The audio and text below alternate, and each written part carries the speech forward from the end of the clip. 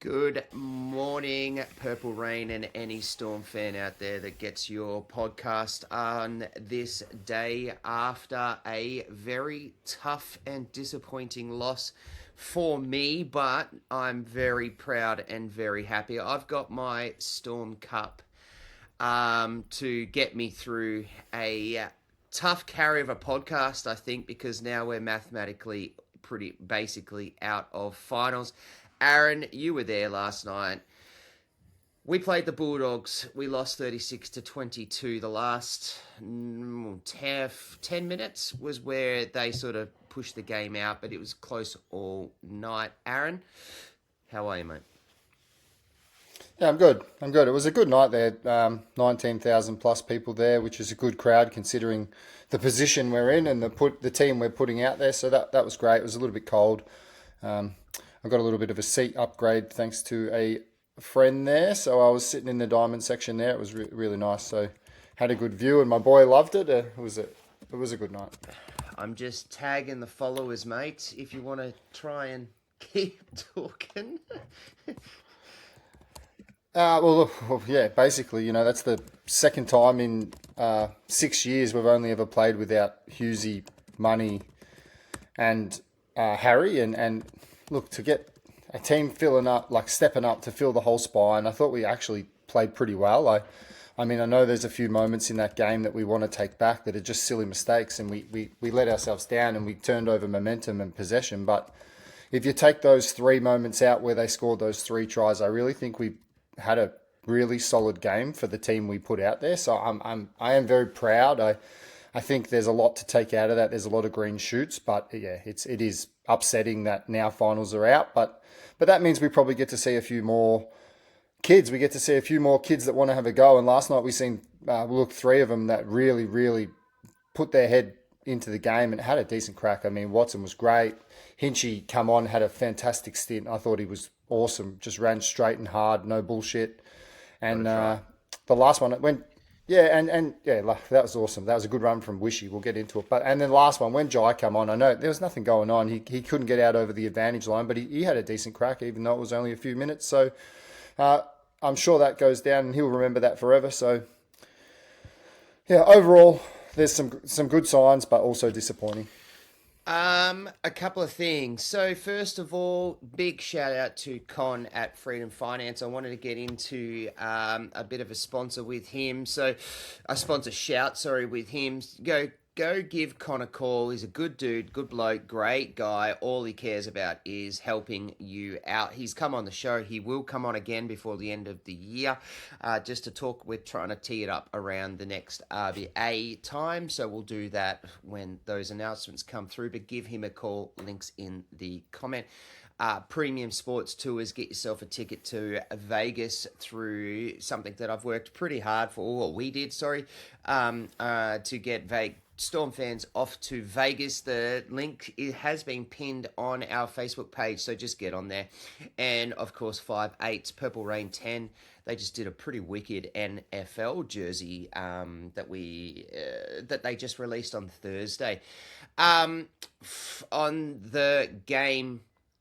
So, late changes to start off with was very close to the game. I know that they gave Hughes every chance they could till they could get right up to the game, and they did. But unfortunately, Hughes got out, so that made Watson debut in at 7. I reckon is too. What? Let's just say debut number 254 and debut number 255 came in today, whether that's Watson or whether that's Bowden, and who and where those two are, but they are the two debutants from last night's game, and both were fantastic. Watson with what an initiation into the NRL, having to come against Kickow, and my gosh, Kickow certainly targeted him, and Watson held his own. I'm so proud of the boy, so well done to him. Which then Bellyache came in through with some very late changes, and actually I don't think Wishart purely blown started at the 9 from the first kickoff, but he definitely made a late change into there, and Wishart went into the 9, Talau moved into the 6, and Watson was our 7, and King became our captain. Mate, just quickly talk about that start. Yeah, like in the warm up, they just had Jai Bowden and they just had Wishy doing all the hook and practice. They were both passing from the deck. They were both warming up at hooker. So they definitely was a plan to do it. I actually like it. I like Wishy as a 9. I like him as a 6 or I like him as a 9. I don't think he should run the team as a 7. But yeah, I prefer to put him through the 9. I think he's very aware. He stays on the ball. I think he a couple of times last night he did a quick tap and tried to, be very aware when the dogs were caught napping there, and that was a little bit dangerous. He had a great run through the middle and set up Hinchey there. I just think he's crafty in the middle, and his running game suits that. I was going to talk about that along the podcast, but geez, I thought Wishart in the ruck was just fantastic. And you've read my notes from the game. There was often Wishart looking great around the ruck, around the play of the ball. Just God, he was fantastic. Let's start. I'm thinking the best way to do it is let's just go through the game. We'll analyze the game as quickly as possible. We've got 45 minutes. We're literally just going to make it a 45-minute show from here on out, and we'll just talk. We'll talk footy. I thought we actually started really well. Our first half, much better than last week. Our first half was fantastic, but I know full well that. Trav, I'm surprised. You're functioning after the beers last night. Yeah, man, my 2 beers. Yeah. No, I was smashing the Brick Lane beers last night, mate. They're delicious. Look, I'm gonna. My first point is I'm going to talk about this because I know that this really affected us. But at the 35-minute mark, Max King goes on report for the head-high contact. Bloody Michael Ennis says, "Oh yeah, well done, Max King, great hit. Oh yeah, good job." And then he's just imposing his will. No penalty, nothing. Literally that set. They go up the other end. Leo gets a try, and then immediately gets said you have to go off for a HIA. The game is a joke. I'm sorry. Not the entire game, but the game is a joke when that happens. When a player comes through, he doesn't get this head. He clearly copped the shoulder through his chin. He has to go off. It's a late report. There's no penalty. And King still sits there. And our team had to adjust. We got that try, but the adjustments caused them to be able to, with some movement around, cause them to have an advantage.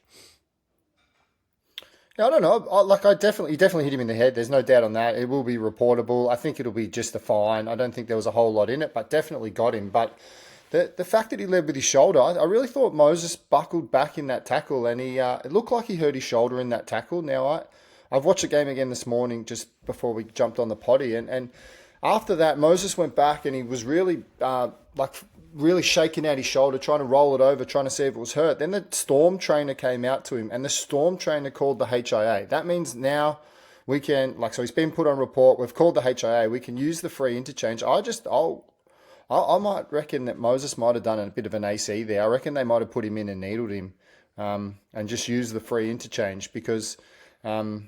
I don't know. And when he come back out to the bench, I seen him and he was just rolling his arms around as well. So it was maybe there's been some damage to Moses' shoulder as well.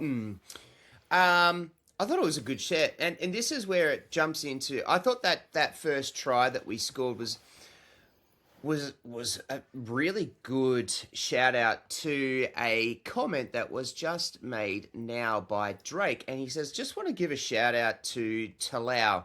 A massive shout out to him. He really had the doggies back pedaling last night, particularly in the first half. And I agree, but he also did it in the second half. And one thing that I really liked was, look, Wishart was looking great around the ruck. and he just really fast, quick, and like the hooker spot sort of suits him really well because all he wants to do is pick it up and just run, right? That's all he wants to do, and he did it so many times. And there was a few moments where he got set restarts because he played the ball quick and the guys didn't get back on set or in line and things like that. But he did a really good run there, looked really nice. Talau with a beautiful kick puts it on a dime, not too far that it's inside the line and inside the try line, and not too far out from in field so that we're caught in no man's land.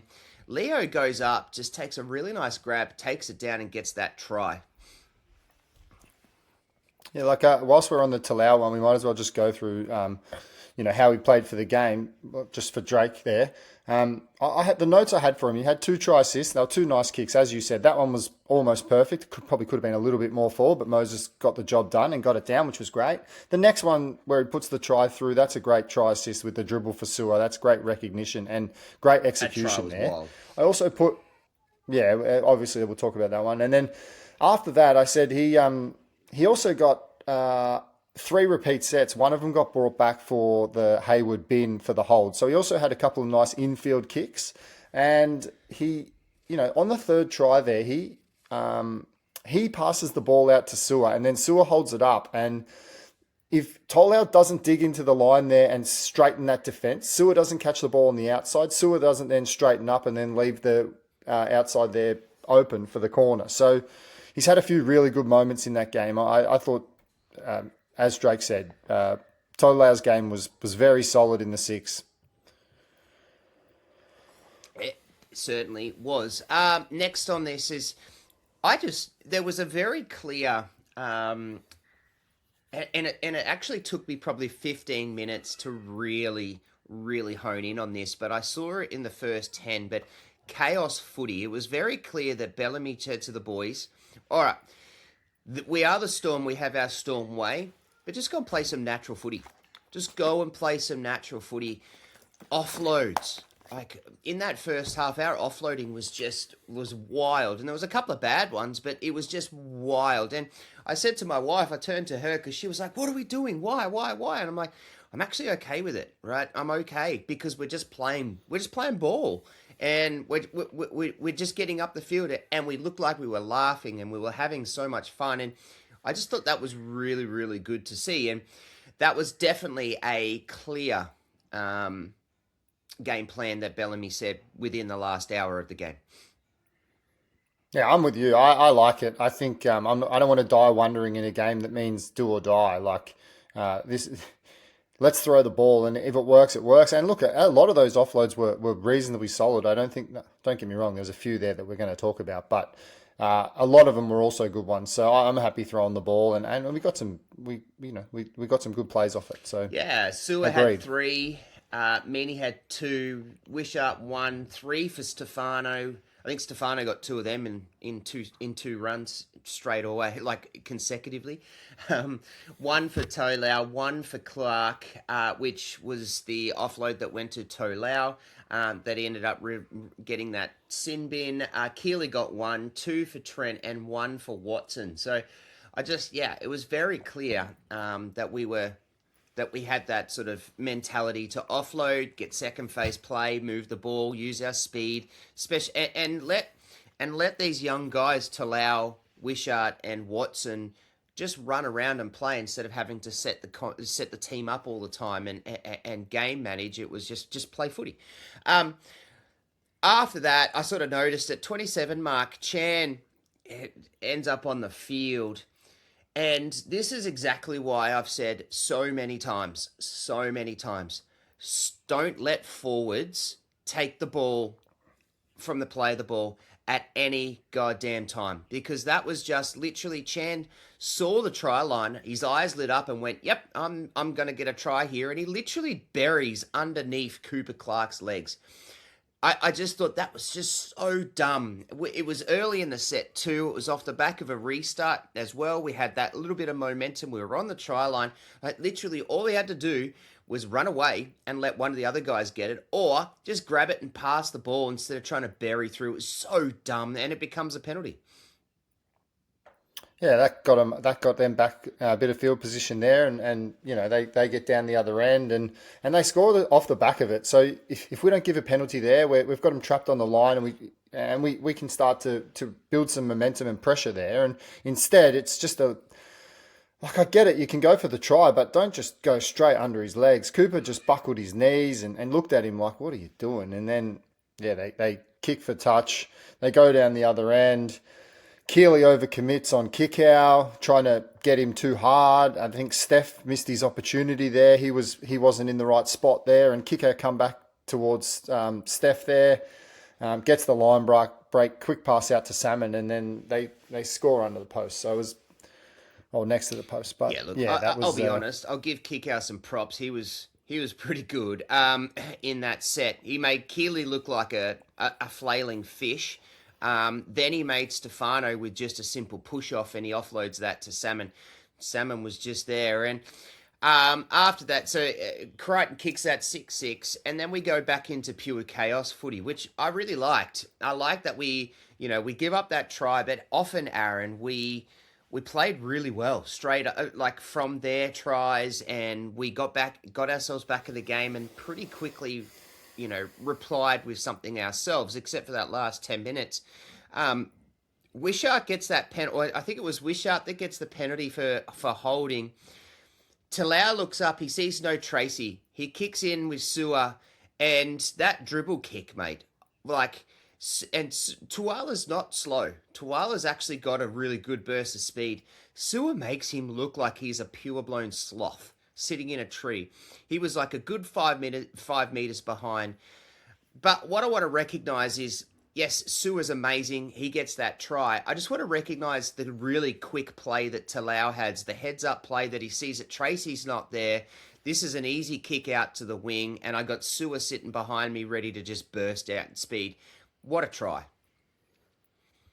Yeah, the kick was perfect. The execution was perfect. He dribbled it into the exact spot he needed to, and Sewell was onto it. I think they've definitely, that's a set play for them for sure. But I wrote on the notes there, and Anari Tuala was so far up because Sewell wants to skip on the outside there. He's up so far because he wants to shut Sewell down as soon as he tries to skip on the outside. And as Tolau looks up, he sees that, and when he sees that, he knows that Tuala's coming in and Sewell's coming out, and Sewer's coming in, and he just puts it on the dime there. Perfect kick, great execution there. Good try. Absolutely, and Meany goals that, and this goes to the next point. Mark says, 3 times we coughed up balls near our goal line. Not only did we actually coughed up balls from our goal line, they were off the immediate set from when we scored a try, within yep. 1 or 2 tackles, and that just literally cost us enormously. Stefano straight off here, huge mistake. Straight off the kick, he fumbles the ball. The Bulldogs get the ball at the 20. What this does is Crichton gets hit late off a late hit, a Keely hit. I don't like the Bulldogs are fans, and a couple others that are just Storm haters really thought that hit was really dirty. I don't think it was. I honestly don't think it was. I think it just looks bad. I don't think it's dirty Crichton at all. Passes the ball and then kind of relaxes his body, and the second he relaxes his body, then he gets through. And because he got hurt with the relax of his chest and his belly, he it looks a little bit worse than it is. But I don't think it was bad at all. I think that's just play on. I don't think it was bad at all. I do think it was a penalty, though. It was late. The ball was already in Kickout's hands. You've got to just pull up there and grab him rather than just try and drill him. I think a bit too much aggression there from Keely, and he's got to be smarter there because they'll pay that every time when the halfback relaxes. So it then results in a kick out with a huge run. He draws in the big players, quick play of the ball. Crichton moves it out. STB, I'm adamant STB actually deflects this and gets his hands on it. He does, yeah. And the ball falls into Rina Karma's hands, and they get that try. Well, Bailey Hayward picked up the ball in the ruck. He done a little spin there and then went back. The short side play to Critter. Critter was really aware, put a face ball on Burton. And as you said, STP was out. He knew that pass was coming. He was out and got a hand on it. And it took a little deflection for Rinakama to stay aware and to get a hold there and put the try in. I thought it was pretty clever by Rinakama to catch it. But I also thought STB had a chance there to at least knock that to ground. If you can get your hands to it, mate, you're a first grade winger. You've got your hand clearly in the position. You probably could have knocked that one down. So I thought it was we had a chance there to stop it. I mean, you're not going to stop it every time, but, an elite winger, which I know he's not, he's only young, but an elite winger puts that down to ground or catches that and sticks and runs 80 metres. So it wasn't the greatest pass by any means there from Critter. He gave an opportunity for a turnover. We just didn't capitalise. We then play around for a couple of minutes and the ball goes up the field. That Crichton does it's first tackle. Pardon? Oh, so after that, they missed the conversion, and that's when Alec McDonald comes on, and that's the first tackle on the ground where he gets that pass from Wishy that's up around his shoulders, and we drop it. It's A, the pass wasn't great, but B, Macca got his hands to it. You should catch that. And then he also bobbled it, and he retook it, and then he still lost it. And that was, I think it might have been second tackle after points again. So it's just we give them field position again and again and again, and then we wonder why we lose games. It's just these little moments where we drop out of games. So that was the Crichton fourth tackle kick, wasn't it? So Crichton, that was a really nice kick, and I think Seward deflects this quite well. Because the ball gets pretty close to the line. Seward does a good job just to get himself in off the line another couple of meters and down to the ground so he doesn't get it. And like, as you said, it's just such a soft penalty. And I have to, I am going to, I have to laugh in the face of some things that are annoying.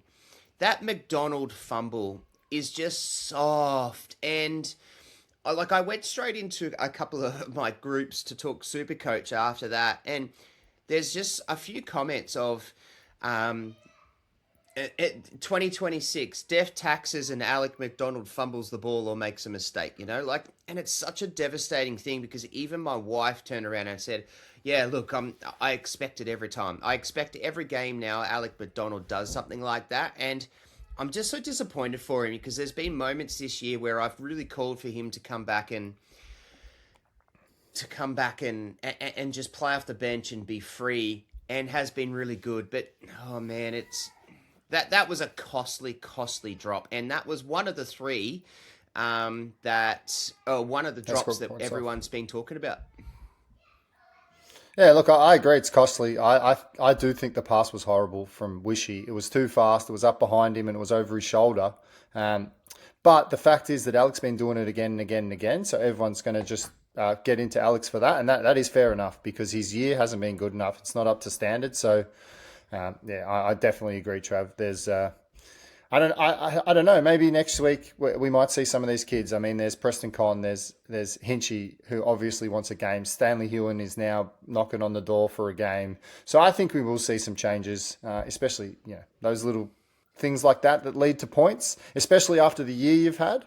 It's going to stick, mate. You're not going to dodge that one. Adam, I have seen your comment here. I've got a good time to pull it up. So I know you've popped it in twice. I have started, so I know it's going to come up. So it will come up, but just basically at the end, because I think what you've written is really good.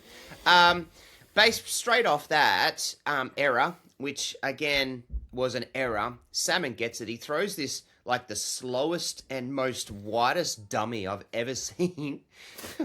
Trent falls for it like, oh my gosh, like a baby going for a bottle of milk. And then Salmon literally just walks over the top of King. And that was really unlike King defense. And King just gets flopped to the ground. Salmon gets that try. And as you said, at that point, Salmon had like 100 meters and then 2 tries. Fuck. Mate, he killed us in the first half. He was so good. And as you said there, mate, Bellamy hates when someone takes the dummy. He hates it. And Trent just went ball watching. As soon as he threw it, Trent just turned his head. His whole body. And just ball watched. His whole body shifted. Oh, it was hot.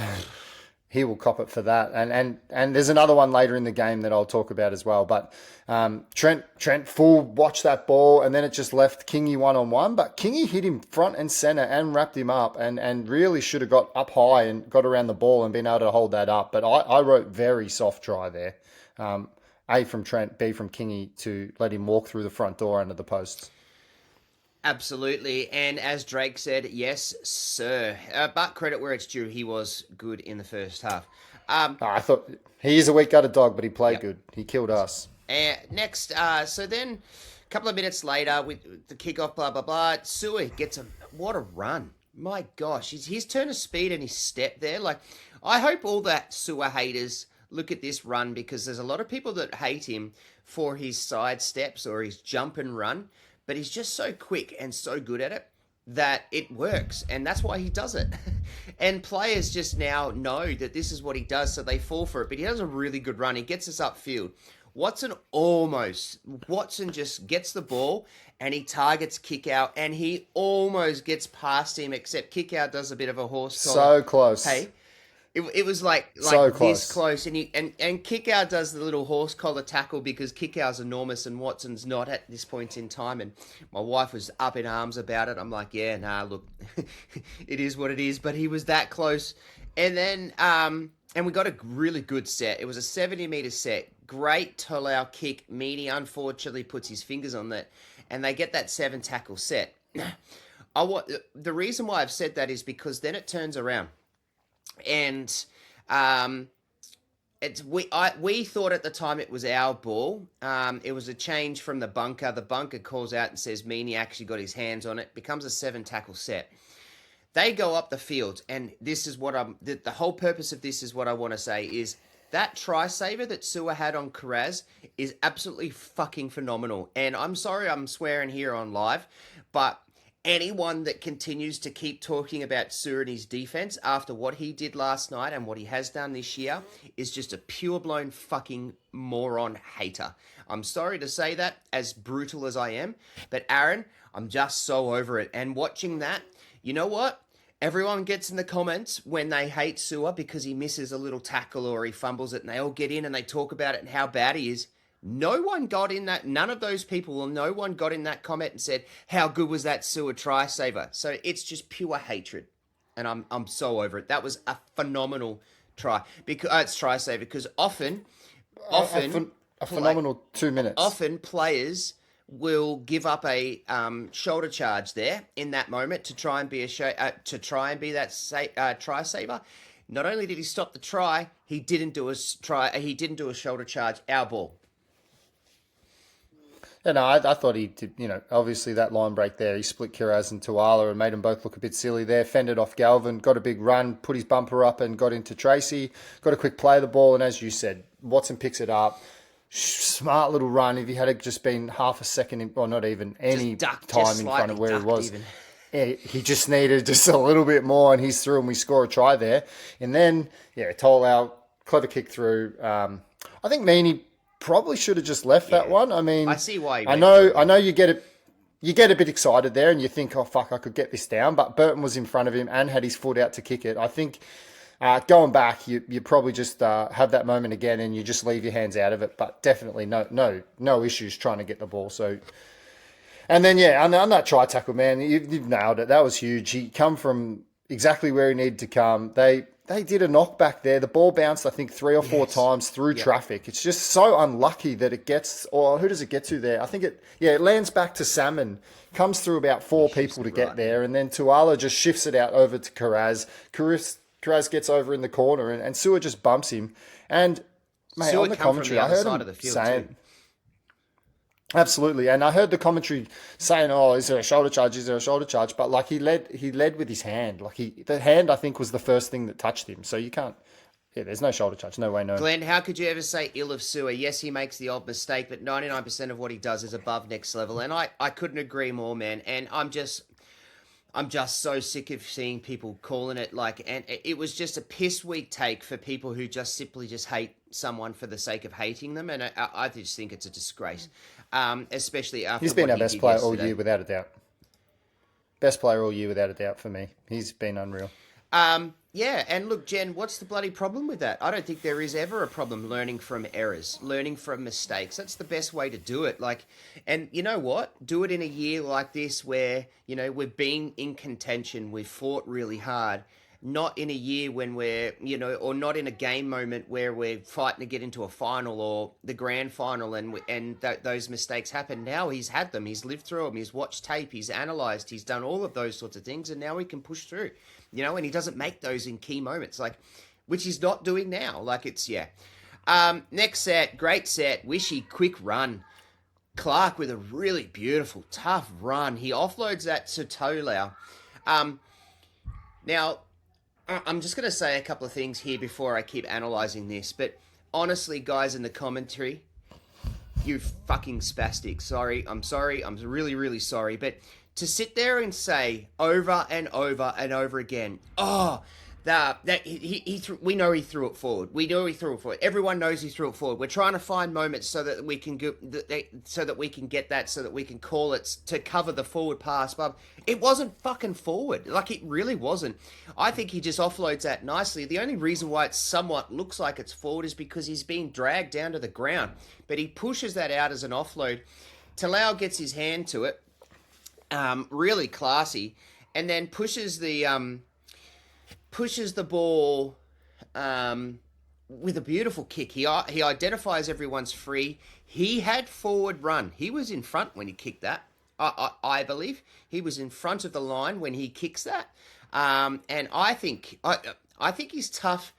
Like, I understand that there's doubt, so therefore it's not a penalty try. But I think it's tough that. Well, who's to say that if he doesn't get bumped like he was when he was already in front of the line, that he doesn't actually get his hands to that? But he kicks it, gets pushed. Hayward with the pump off, and he gets the sin bin. I don't think Hayward was the one that would have got to the ball because he was turning around, and I think that Hayward's definitely a professional foul. I think Galvin cover defense would have made a play at it, which that's why it's not a penalty try. I think he would have got there and at least been in the frame, and that's why you probably just say professional foul there. I don't know, like, you're playing with a crystal ball there. Like, to me, Talau was in front. And I'm playing with the crystal ball too, but the evidence says Talau's kicked the ball. The two guys in front of him had their back to the ball. They impeded him in his run. He identifies space. He kicks it. And when he kicks it, he's actually in front of the Bulldogs line. So I would like to believe more so that that's given a penalty try than anything, because the only reason why Talau's not there is because he gets bumped off so hard. Yeah, and like he could have scored there. Yeah, definitely he was in the frame to score there. Whether it's a guarantee is the you can't guarantee issue, it because it hasn't happened. There's a lot of work to go, and that's what you need to be able to do. The rule says it has to be he would have scored 100%. So and that's why there's a grey area there. 30 seconds left. Hinchey comes on. Or Hinchey was pretty close. I think he came on just before this, but Hinchey with a beautiful run, man. Oh, God. The ball shifts left. I thought his first three runs. Like, that run is just unreal. Great run. Ball shifts left. Sewer, you've been an absolute freaking stud in that first half. Leo with a nice try. And Meany kicks short, actually. He was full blown on the boundary and the ball fell short. We all sat there thinking, yep. And I know the wife was sitting there typing up 18-16 as the kick went, because it just looked like it was going through, and then the flags waved. But we go into halftime 16-all. Yeah, just that one there, that try there, I thought Tolau straightening the line, that one step was so important in that try. So I also give a bit of credit to Tolau for allowing Sewer to get on the outside because the defense compressed. Sewer then straightens up. A good try. And as you said, Angus come on straight away. One good run there in the first half, and then a couple of really good ones in the second half too. So I like what I see from him. He's direct. He's fast. He gets to his feet. I think Jen just summed it up really well. No problems at all. Prefer players to learn from mistakes and not make them again. Or at least if they do make them again, they make them from learning from it, and they do it in a different situation or whatever. But yeah, we go into half time. comments were great. Everyone sat there saying, "Oh, like, oh, we were awesome. We can take this. This is a different moment. I feel different." Second half letdowns here. Now, there was great efforts. There was great moments. There's some just monumentally massive stuff ups by the bunker in this second half. But look, Bellamy even summed it up too. Is that the second half downfalls just have cost us, and it is what it is. And like I think I said in the preview show, and I've said a few times that even now, if we go into if we win all the games that we've been in front, close to halftime or at halftime, we're actually in the top 4, and it's still a legitimate stat. So I think we come out in the second half, and my first note there is Talau's fifth option kick. It only goes about 25 metres. It bounces backwards. And I just wrote it's a real shit fifth tackle option there on the first set after half time. And STB actually got to the ball and could have just hoiked it back inside and made probably 20 or 30 metres, but he just ran over the top of it and let it go into touch. And I thought that was just lazy by STB. I don't think he was in the game. Even the commentators like, dude, just put your foot on it. Yeah, just get anything. Even if he just kicks it into him and it goes out, or I don't know, just have a fucking crack at that. It was there to kick, and he just, I don't know, I don't think his head was aware of what was actually going on there. So that happens, and then we scored. We actually scored first in the second half as well, which that's the Hinchey try. That's when Watson got a good run. He beat Salmon there, got a real quick play of the ball. Wishy was all over it. Quick pick up from dummy half. Salmon wasn't square. Harry Hayes was backing off and retreating. Wishy just realised that they were nowhere near it, cut through the middle there, and then found Hinchey supporting through the middle. That's a fantastic try. Very great awareness by Watson and by Wishy. I think, yeah, you summed it up. You stole all my words. I reckon you just copy and pasted what I wrote in the comments, hey, Aaron, and just want to... I haven't got yours up. I've got mine up. I promise. Nah, it's a good sign. I really liked it. I like that you just said there about Wishart. The play of the ball there. There should have been like 2 or 3 penalties in that, to be fair, or at least a sin bin, because the Bulldogs boys not getting out of the ruck quick enough and all that sort of stuff. It was so slow, but Wishart just really good game awareness to do that. Here's the third. The third after a try, kick off from a try. The ball is fumbled again. Yeah, Keeley, drop ball, gifted field position again, gifted momentum straight back to them, and they scored it. Burton scores a try. Loose dummy half pass from Hayward. 4 times. It bounces. 4 times. Oh, mate, it's horrible. 4 times they scored a try off a mistake. Yeah, and that pass from Hayward, like, this is a lucky try as well. Like, don't get me wrong, it's a broken play try where Bailey Hayward passes from the deck. It misses the target. Kick out puts his hands out, doesn't get to it. It hits the ground. It bounces all the way back to Burton, who is lucky to get on the end of it, puts his foot to it and kicks it through a gap and lands on it on a try. It's just... A, we've put ourselves in that position, which is frustrating that Keely's turned it over there. But B, when we get down the other end, a bit of luck goes the Dogs' way and they score that try. And that really shifts momentum early. Casey, I've actually got a moment I'm going to talk about here with Trent about these fifth tackle options and stuff. But so just bear with us in a tick. I think Aaron knows where we're going with that. Yeah. Okay, so... Yeah, it was so broken. It was so ugly, but it just came back to haunt us. And as you just said, like, we shouldn't have even been in this bloody moment, and we dropped the ball. And look, I'm not going to say Keely. For me, Keely gets a pass because I think he was good last night, and I think he's been great since he's turned up for us. And he's still 23 years old, so he's still one of those young pups that, you know, the Storm babies that we've heard a lot of. But yeah. Can I do my Keely analysis there for the game? I think Keely's what we want. We need an aggressive ball running second rower, and he's got it. He puts his bumpers up and he runs hard every single time. 18 carries. I'm excited. 100%. Like I'm. This is not me having a go at him. He's only new to the system. He missed 4 tackles last night. 3 of them are just from going too hard. I personally think his aggression is great, but he needs to find that balance so that he can limit his errors, because he missed the kick out tackle there because he was trying to smash kick out. If he had just tried to tackle him there, they mightn't have scored the first try. I thought he was too aggressive when he hit Critter there when he gave the penalty, and I know he's trying to make an impact, but I thought that cost us a little bit as well. Then the drop ball we just talked about, and then later in the game he takes the dummy bad. I know it's junk time, but he takes a fucking shit dummy as well. So I thought he had a great game, don't get me wrong, but I do want to see him find that balance, and I think next year he will once he settles into the system. We go from that to fifth tackle, Talau high tackle. It was off the third. Yeah. Tracy runs, Keeley punches the ball, restart. Then we go through a huge defensive set. Well done, Watson. Grabs the Crichton kick, penalty, great stuff. Geez, I thought that was really nice, that Watson pickup. Good hands. Yeah, good hands. Very good to hold that. It was a kick straight at him and gathered it nicely. Then, attacking set, awesome. We get all the way up the field. We do a few offloads. Nick Meaney.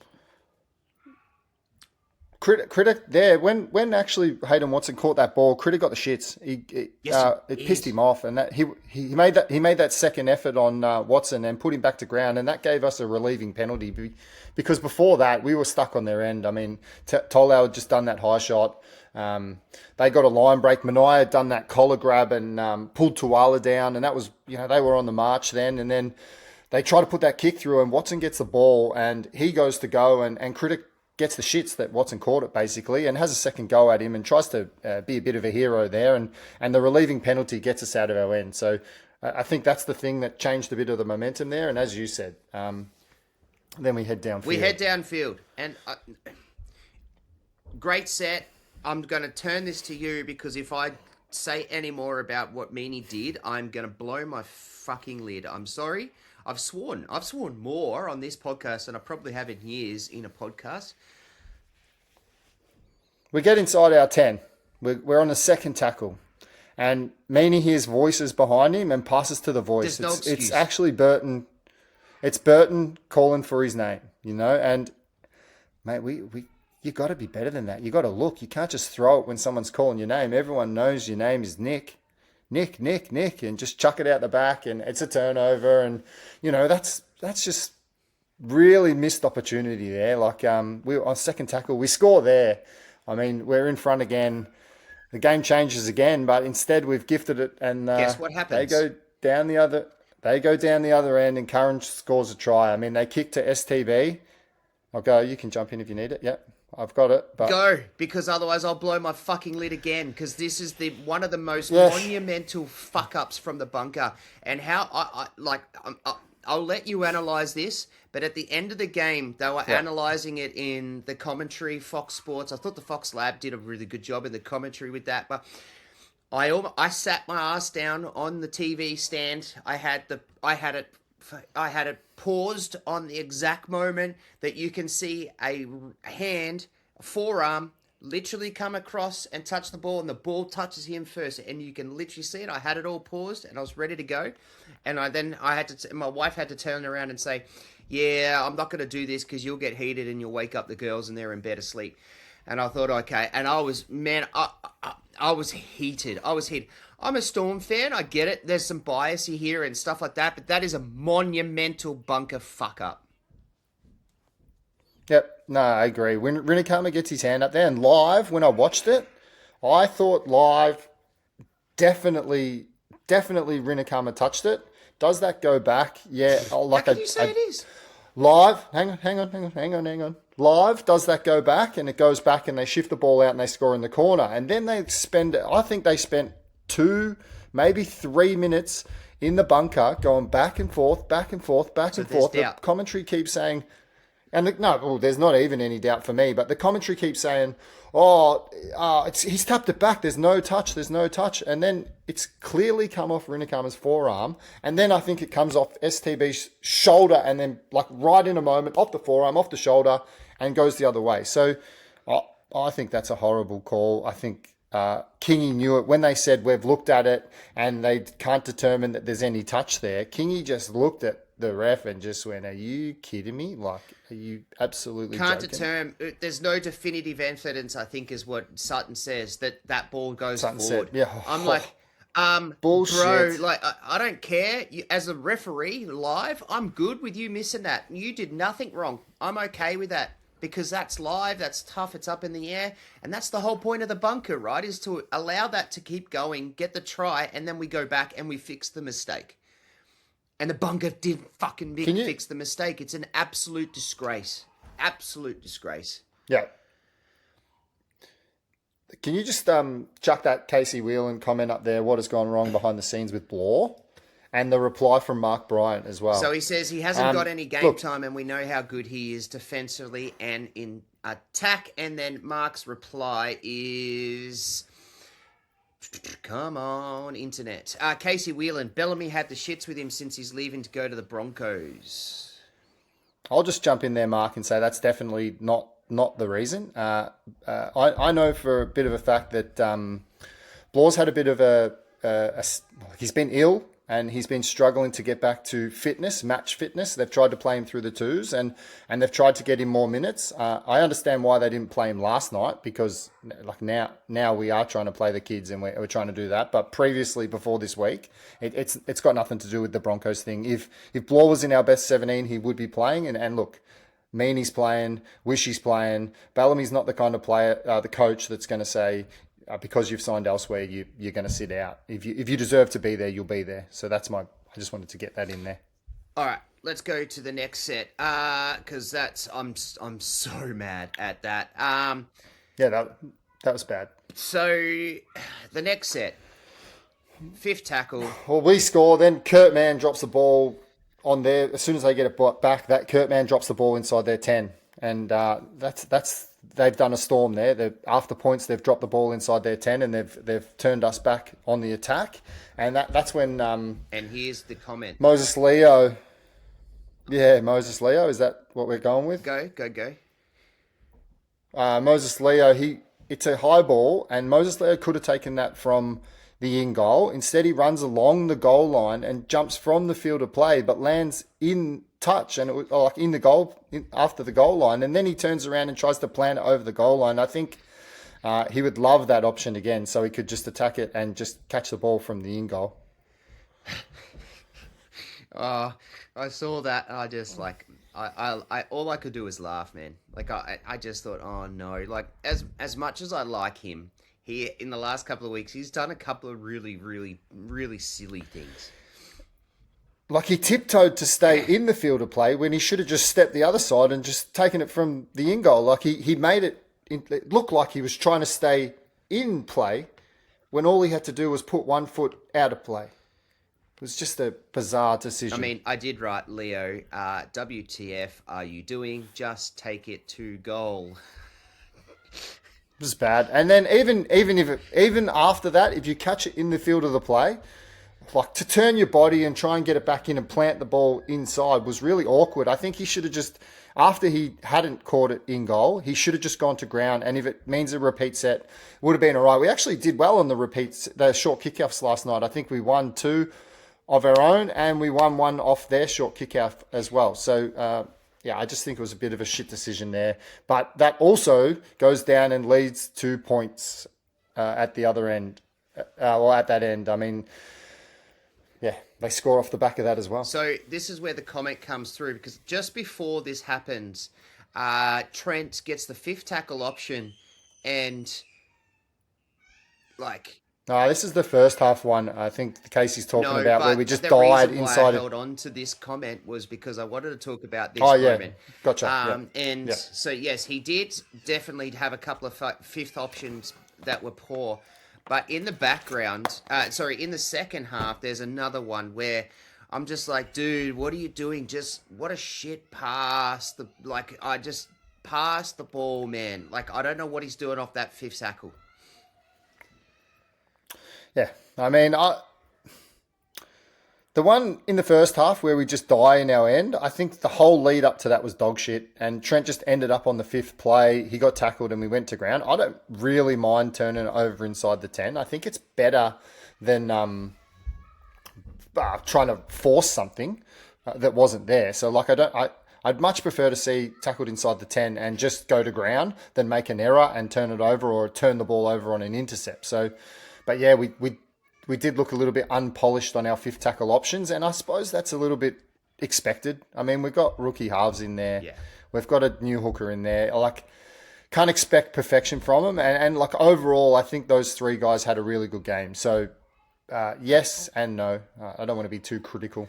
All right. So then, King, again. That was just such bad defense. He tackles Carraz. Yeah. And like just flies off him.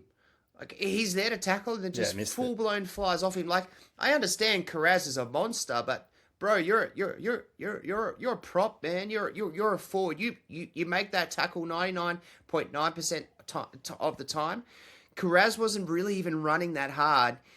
But as always, the best offloader in the competition offloads it, and then they shift the ball left. Kickout was just a monster. There's not much they could do there with the rest of it.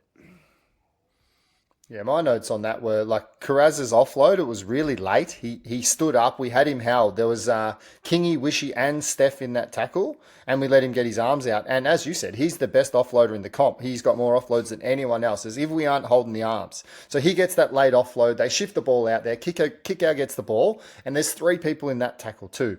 Watson, Macca, and Meany are all in it. And Macca has a play at the ball but misses it. But bloody good effort by Kickout to just pop it up there and allow the try. That offload that Kickout does is wildly good. That was wildly good. Oh, fuck. Yeah. It was. I still think there's an opportunity there to stop both of those. We had three people in the tackle and they offloaded twice in that same set. So it is a problem. Yeah. And then 5 minutes later, Josh King. I mean, that was just an awful pass, mate. Which pass was it? I watched again. I'll know when you say it, but I just don't know which one it was. It was about 5 minutes to go. I don't have the full breakdown of it. I've just written because I think I was just pissed off at this point in time. So I had a note there. I stopped game analyzing, but it's just an awful pass, disgraceful pass. And it became a turnover. And then King again in the last bit. I think McDonald, honestly, what type of tackle was that for his HIA? Yeah, I mean, I got no issues with the King elbow coming up and hit him in the head. You're allowed to. It wasn't like he led with a point. He led with a forearm / elbow. It just Alec put his head in the wrong spot. I think Tolau did a little knock on there that gave them a little bit of field position. I actually thought when Bowden picked that ball up, he almost Oh, yeah. King pass. I know which pass you mean now. Yeah, it was dog shit. The Bowden pass to Steph, I thought that was nice. He almost put Steph over. That was very close to us getting a try there. Yeah, it was nice. And Stefano was looking like a freak. Oh, we've barely said anything about Stefano in these notes, but he's going to feature in my 3-2-1s. But bro, like he was very good last night. I'm so impressed with Stefano. But yeah, that was close. He was running through that line hard, wasn't he? Yeah, that was good awareness by Bowden just to put him onto the ball. I liked it. He didn't get a chance to run, but he looks good. His vision is good. He sees the play well. So credit there. And then we just go down to the last try. 38 minutes. It's junk time. Critter scores there, but Keeley just took the bait again, and Bellamy's gonna hate that one because I mean I know it's junk time. I know it doesn't matter to the scheme of things. We were done anyway, but Kickout was on the outside and he'd been so good all night that Keeley just thought, I better get over and try and stop Kickout, and took the bait there and Critter come on the inside there and made him look silly. So that was a soft try as well, but as I said, it's junk time, so no huge Anything issue. else you want to say, mate? I think we have 9 starting players full blown out. Yeah, 9. 3 Correct. of our spine full blown out. It's the baby Storm. We've stepped up. We've played a good game. I feel like we should have won that game. Yes, we lost by 14, but I actually think we should have won that game. I think it was Drake or someone above said something about that the Dogs didn't play great. We just made them look good because of some mistakes. Now the Dogs just ended up having The Dogs just ended up having the class and the size and the experience to finish off where in key moments and finish off mistakes and punish the opposition in moments where that needed to be punished when we give them the ball. I'm going to read Adam's comment in just a second. It's been officially announced Hayden Watson is debuted at number 254 and Jai Bowden debuted at 255. So there are our numbers. Aaron, is there anything else you want to say before I read this comment?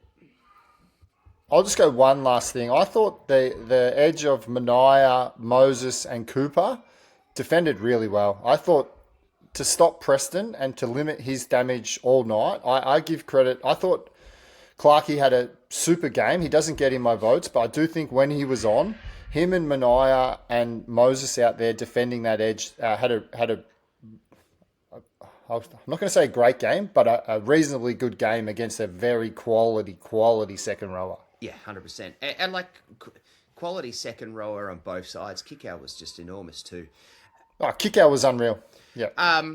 Adam, I'm going to put it up, but it's not going to show the whole thing. But just I'm going to get you on the podcast so that we get your name up. But I'm going to read this, guys, and it is a long one, but it's a good one. All said and done, what a team. If you'd asked me, where would you finish on the ladder with injuries to your two wingers, centres for most of the season on and off?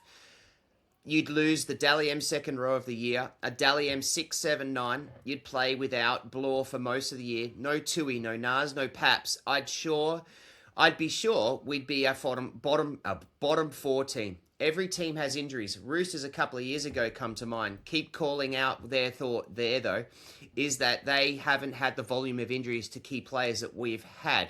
This season has generally humbled me and made me change my perspective on footy as a whole, which is something I now realise I really needed. Cooper Clark debut this season in a season where we were full strength probably doesn't get a sniff. This kid fully skipped B grade, guys. He hasn't played a single game of Cup. Leo went from a fringe first grader to a player we generally missed when he wasn't on the field. And we all know what Sewer would be special, but holy Jesus, I couldn't be prouder of my boys. Now, Adam, I saved that to this moment because, dude, it's the fact is that you admit, and it's such a big thing as an adult to admit being humbled and finding a piece of the game and finding a love for the game based off what's happened I just think is just phenomenal, man.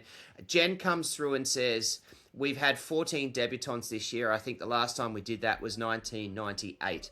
I think Mark sums this up as real.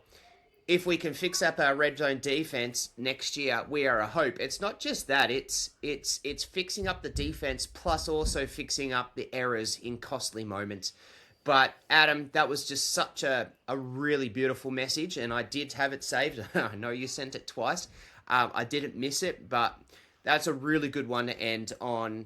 A really good analysis of the game before we step into our 3-2-1s. Yeah, no, I agree with all of it. It's been a tough year, but there is, as we said, there's green shoots and people have got to go that wouldn't have usually got to go.